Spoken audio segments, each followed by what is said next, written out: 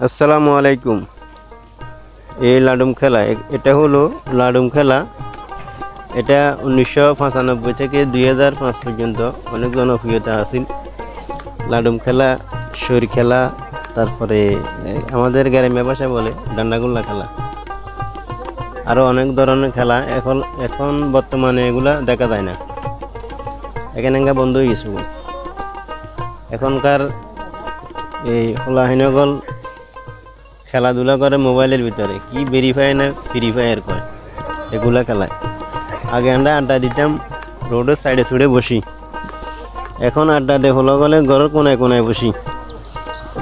এখন আড্ডা দে মোবাইলের মাধ্যমে। আগের হলাহিনগল আসছিল শক্ত হত্তরের মতন, এখন হলাহিনগল এসে দেখি হরন্টর মুরগির মতন, কোনো বল নাই, কিছু নেই। দুনিয়া যত আপডেটর তত মানুষ হরন্টর মরগজার বেড়াইমুইজার, দুনিয়ার পরিস্থিতি ফল্টিজার।